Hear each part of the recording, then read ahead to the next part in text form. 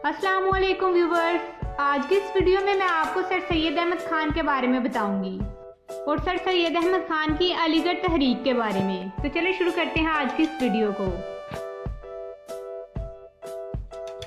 Sir Syed Ahmad Khan 17 अक्टूबर 1817 में पैदा हुए। सर सैयद अहमद खान दिल्ली के एक मुमताज खानदान में पैदा हुए। सर सैयद अहमद खान 19वीं सदी के निस्फ आखिर की कद आवर शख्सियात थे।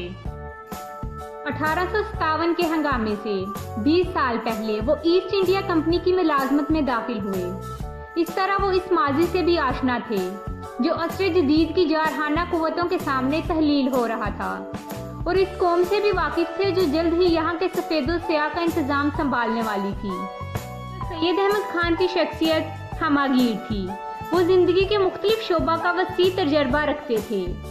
इस्लाही माशरा का मौजू अब बहुत पामाल हो चुका है, हर कोई इस पर गुफ्तगू करता है। इस मजमून के खदुखाल सर सैयद ने ही मतीन की थी। इनकी बताई हुई बातें आज भी इतनी ही कारआमद हैं जितनी कि आज से 100 साल पहले थी। सर सैयद अहमद खान ने होम्योपैथी का मुतालिया भी किया और इसको एलोपैथी के मुकाबले में ज़्यादा मुअस्सर समझते थे। सर सैयद अहमद खान 1957 के हंगामे से गुजरे थे। मुसलमानों की तबाही इन्होंने अपनी आंखों से देखी थी। इनके देखते हजारों खाते पीते मुसलमान घराने उजड़ गए। मुसलमानों के दोबारा उभरने की कोई सबील बाकी ना थी। इन्होंने खुद कहा कि इस गम से मेरे सर के बाल सफ़ेद हो गए हैं और मैंने अब इस मुल्क को छोड़ने का फैसला कर लिया है। आखिरकार इस इरादे को तर्क करना पड़ा और हमतन अपने आप को हालात की इस्लाह के लिए वक़्फ़ कर दिया। जो कुछ 1857 में मुसलमानों पर बीती थी वो इससे मरते दम तक ना भूल सके। इन्होंने ये महसूस किया कि जंग आज़ादी ने मुसलमानों को पीस कर रख दिया है। इंग्लिस्तान इन दिनों दुनिया का सबसे मुक़्तदर मुल्क था। सनती और इक़्तिसादी तौर पर इसकी क़ुव्वत नाकाबिल शिकस्त थी। मुसलमान मगरबी तलीम से नफ़रत को छोड़ दें, ख्वामख्वाह हुक्मरानों की बदगुमानी का निशाना ना बने। दरिया में रहकर मगरमच्छ से बीर रखने का कोई फायदा नहीं।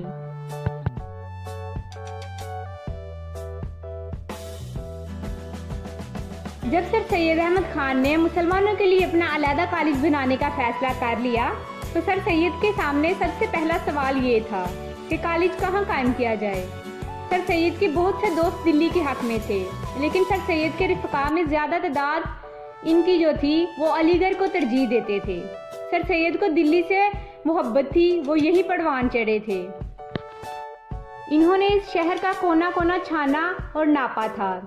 इनके आसार कदीमा पर एक मबसूत किताब आसार अल असनीदीद लिखी थी, लेकिन इसके बावजूद 1857 के हंगामे के बाद वो दिल्ली को तर्क कर देने का इरादा कर चुके थे। जंग के बाद यहाँ के मुसलमानों की दर्दनाक हालत सर सैयद से देखी ना जाती थी।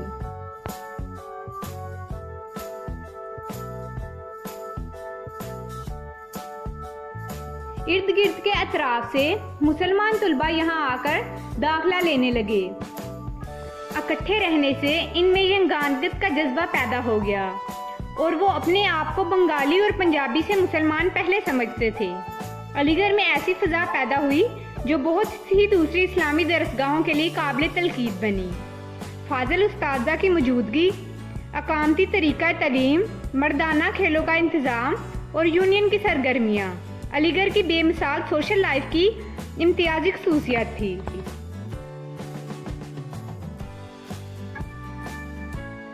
सर सैयद अहमद खान ने इस मौका पर तालिब इल्मों को मुखातिब करते हुए कहा, याद रखो सबसे सच्चा कलमा ला इलाहा इल्लल्लाह मुहम्मद रसूलुल्लाह है। इस पर यकीन करने से ही हमारी कौम है। अगर तुमने सब कुछ कर लिया और इस पर यकीन ना किया तो तुम हमारी कौम में ना रहे।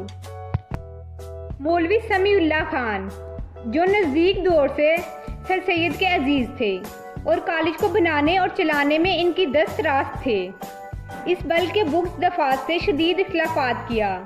मतनाज़ा फ़िया मिसाइल में एक ही थी ये सर सैयद के बेटे सैयद महमूद को कॉलेज का जॉइंट सेक्रेटरी बनाया जाए। वो अपने नामूर बाप की वफ़ात के बाद यही सेक्रेटरी बनकर कॉलेज का इंतज़ाम संभाले। मौलवी समीउल्लाह खान के हामी इस अख्तिलाफ में शरीक हो गए। इससे कॉलेज का इंतजामिया दो धरणों में बट गया। फ्राइकीन की बाहमी नुक्ता चीन जायज हदूद से बढ़ गई और एक असूल मुबाहिसे से जाती जंग की शक्ल अख्तियार कर ली। अलीगढ़ कॉलेज के बाद जिस अदारे ने मुसलमानों में कौमी शऊर पैदा किया वो all India Mohammedan education conference थी।